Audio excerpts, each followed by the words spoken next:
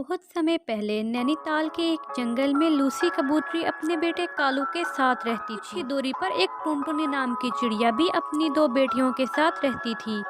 एक दिन जब टुनटुनी भोजन लेने गई, तभी उसकी बेटियां सुनहरी और चुलबुल घर में अकेली थीं। उन्हें अकेला देखकर कालू कौवा उनके पास आता है। अरे कौन हो तुम और हमारे घर में क्यों आए हो? मम्मा ने किसी भी अनजान पक्षी को घर में आने से मना किया है। तुम चले जाओ यहाँ से। अरे अरे, मैं अनजान कहाँ हूँ, तुम्हारे घर से थोड़ी दूर ही रहता हूँ। मुझे पक्षियों के बच्चों को सताने में बड़ा ही मजा आता है। अब चलो, मैं जैसा कहूँगा तुम दोनों वैसा ही करोगी, नहीं तो मैं तुम दोनों को अपने तीखे चोंच से मार मार कर घायल कर दूंगा। तब तक अगर आपको हमारी कहानी पसंद आ रही है तो इसे लाइक और चैनल को सब्सक्राइब करना ना भूलें। हमें क्या करना होगा? मुझे और मेरी छोटी बहन को खाने के अलावा और कुछ नहीं आता। पेटू कहेगी, चल मुझे नाच कर दिखा। ये नाचना क्या होता है हमें नहीं पता। चले जाओ यहाँ से, नहीं तो हम अपनी मम्मा से कहकर तुम्हारी पिटाई करवाएंगे। अच्छा, तू नहीं नाचेगी, रुक मैं तुझे अभी बताता हूँ। कालू कौवा अपनी चोंच से दोनों बच्चियों को मारने लगता है। बचाओ बचाओ, कोई तो मुझे बचाओ। मम्मा मम्मा जल्दी आओ, मम्मा मुझे बचाओ। तभी टुनटुनी चिड़िया भोजन लेकर घर आ जाती है। क्या हुआ मेरे बच्चों, तुम शोर क्यों मचा रहे हो? अरे कालू, तुम यहाँ क्या कर रहे हो? मम्मा मम्मा, ये हमें नाचने को बोल रहा था और हमें अपनी चोंच से मार भी रहा था। तुम्हारी माँ कहाँ है कालू? चलो अब अपने घर जाओ, वो तुम्हारी राह देख रही होंगी। क्यों नहीं आंटी, मेरी माँ काफी देर से भोजन लेने गई हैं और अकेला घर पर मैं बोर हो रहा था, इसीलिए यहाँ चला आया। अरे मैं तो इनके साथ मजाक कर रहा था, असल में मेरा कोई दोस्त नहीं है ना, तो मैं तो इनसे दोस्ती करना चाह रहा था। अच्छा ठीक है कालू, अब जाओ अपने घर, शायद तुम्हारी माँ अब आ गई हो। कालू कौवा वहाँ से चला जाता है। धीरे धीरे रात हो जाती है। कालू कौवा फिर से रोते हुए टुनटुनी चिड़िया के पास आता है। आंटी, मम्मा अभी तक नहीं आई, वो मुझे कभी इतनी देर तक अकेला नहीं छोड़ती। अच्छा कालू बेटा, तुम रो मत, तुम यहाँ मेरी बेटियों के साथ ही खेलो, मैं तुम्हारी माँ को जाकर देखती हूँ। टुनटुनी बच्चों को छोड़कर कालू की माँ को ढूंढने निकल पड़ती है। कहाँ ढूंढूं लूसी बहन को? अरे ये वहाँ कौन है? पास जाकर देखना पड़ेगा। लूसी बहन, ऐसा नहीं हो सकता, आप नहीं मर सकती हो लूसी बहन। नदी किनारे लूसी कबूतरी का बेजान शरीर पड़ा था और वो बहुत ही बुरी तरह घायल हुआ था। हे ऊपर वाले, ये आपने लूसी बहन के साथ क्या किया? अब कालू बेचारा कैसे रहेगा अपनी माँ के बगैर? नहीं नहीं, मैं कालू को कभी नहीं बताऊंगी कि उसकी माँ मर चुकी है। टुनटुनी चिड़िया वहाँ से घर वापस आती है। आंटी कहाँ है मेरी मामा? मुझे रात में डर लगता है, आपको तो पता है ना, मैं मामा के बगैर रात में कभी नहीं रहता। अरे कालू बेटा, तुम्हारी माँ कहीं दूर गई है भोजन लेने के लिए, वो जब तक नहीं आ जाती तुम मेरे घर में मेरे पास रहोगे। और फिर इसी तरह कई रातें बीत जाती हैं। माँ, ओ माँ, कितने दिन बीत गए, क्या तुम्हें मेरी याद नहीं आती? लौट आओ माँ, लौट आओ। मैं अब कभी भी शैतानी नहीं करूँगा माँ। माँ मैं आपसे भोजन भी नहीं मांगूंगा, बस आप आ जाओ माँ, माँ लौट कर आ जाओ ना। उसे रोता देखकर टुनटुनी चिड़िया को उस पर दया आ जाती है। मत रो मेरे बच्चे, मत रो, तुम मुझे अपनी माँ ही समझो, तुम्हारी माँ जल्द ही आ जाएंगी। और फिर इस तरह टुनटुनी चिड़िया अपनी बच्चियों के साथ कालू कौवे को भी पालने लगती है।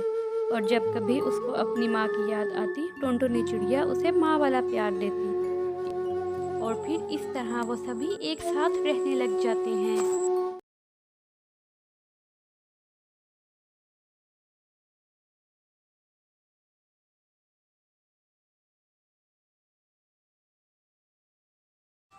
कालू कौवा और टुनटुनी चिड़िया बहुत परेशान थे क्योंकि शादी के 10 साल बीत जाने के बाद भी वो दोनों माँ बाप नहीं बन पाए थे। कालू कौवा दिन भर मजदूरी करता था और उसी से घर चलता था। टुनटुनी चिड़िया ने माता रानी का व्रत रखा और उसका सपना पूरा हुआ। कालू कौवा और टुनटुनी चिड़िया को एक बेटा हुआ और उसका नाम टोलू रखा। देखो टुनटुनी, हमारा बेटा कितना सुंदर है। वो तो होगा ही, मुझ पर जो गया है। वो दोनों बहुत खुश थे। कालू कौवा एक दिन काम से लौटते वक्त टोलू के लिए एक लॉकेट खरीद कर लाया। उसने घर लौटने के बाद वो लॉकेट टोलू के गले में पहना दिया और बोला, ये लॉकेट हमारी निशानी है, इसे जीवन भर अपने साथ रखना। वो तो ठीक है, पर ये इतना बदमाश है, सोता ही नहीं है। अरे टुनटुनी, तुम इसे लोरी सुनाओ ना। लोरी सुनते ही सब बच्चे सो जाते हैं। टुनटुनी चिड़िया लोरी सुनाना शुरू करती है। लल्ला लल्ला लोरी, दूध की कटोरी, दूध में पताशा, मुन्ना करे तमाशा। लल्ला लल्ला लोरी, दूध की कटोरी, दूध में पताशा, मुन्ना करे तमाशा। अगली सुबह कालू कौवा और टुनटुनी चिड़िया टोलू को लेकर मेले में गए। तभी वहाँ एक दुर्घटना घटी। मेले में अचानक से आग लग गई। भागो भागो, मेले में आग लगी। अरे बाप रे, मेले में आग लग गई है, भागो। अरे भागो टुनटुनी, भागो, आग लग गई है। आप टोलू को छोड़िएगा मत। वो दोनों अपनी जान बचाने के लिए वहाँ से निकलने लगते हैं। तभी वो ही हुआ जिसका डर था। कालू से टोलू अलग हो जाता है। माँ, पापा, बचाओ मुझे, कोई तो बचाओ। इतनी शोर में टुनटुनी और कालू कौवा टोलू को सुन नहीं पा रहे थे। फिर भीड़ से दूर जाकर वो दोनों टोलू को ढूंढने लगे। थक हार कर टुनटुनी चिड़िया और कालू कौवा रोते हुए घर लौट आए। इतनी मुश्किल से हमें संतान प्राप्त हुई, घर में खुशी आई थी, लेकिन आज सारी खुशी खत्म हो गई।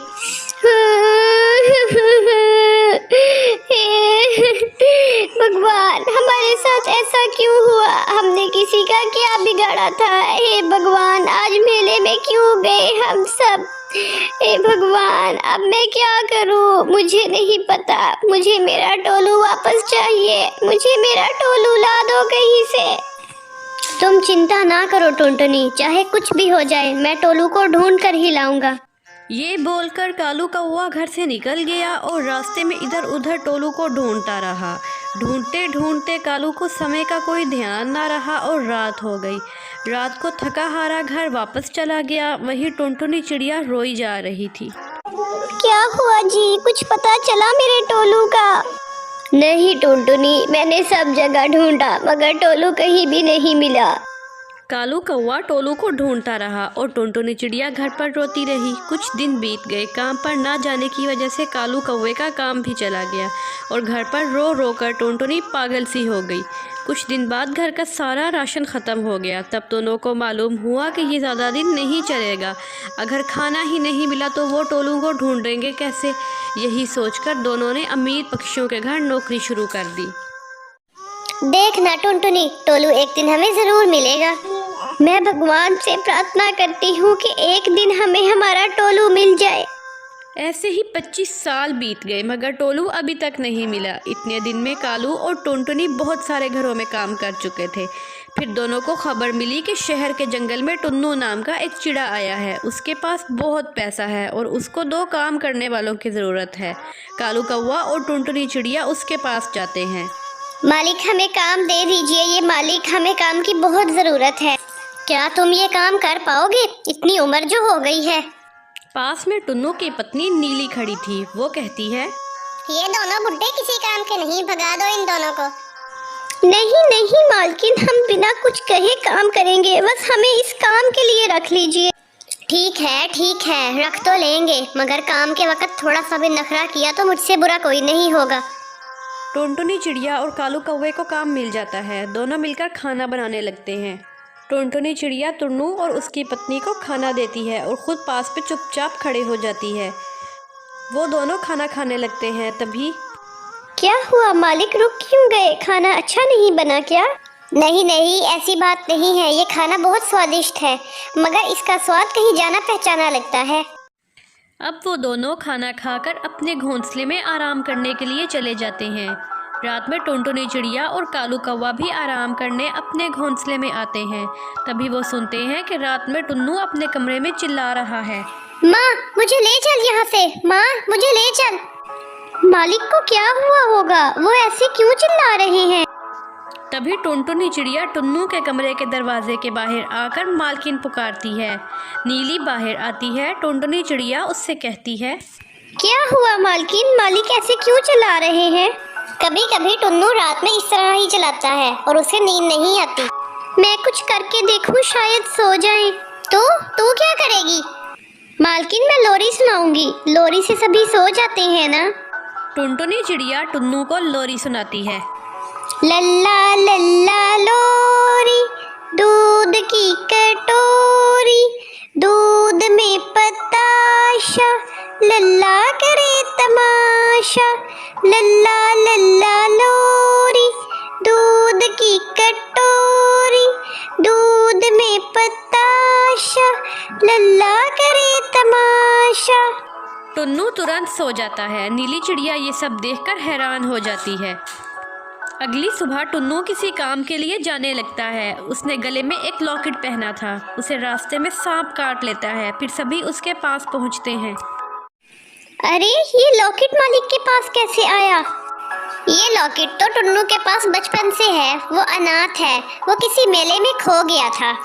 और सारी बात बताती है। ये सुनकर कालू कौवा और टुनटुनी चिड़िया की आंखों में आंसू आ जाते हैं। वो तुरंत माँ से प्रार्थना करते हैं। हे माँ, मेरा बच्चा बचपन में 25 साल पहले खो गया था। इतना ढूंढने के बाद वो आज मिला है, उससे हमें अब अलग ना करना। तभी माँ वहाँ प्रकट होती है और टुन्नू यानी टोलू को ठीक कर देती है और एक नया जीवन देती है।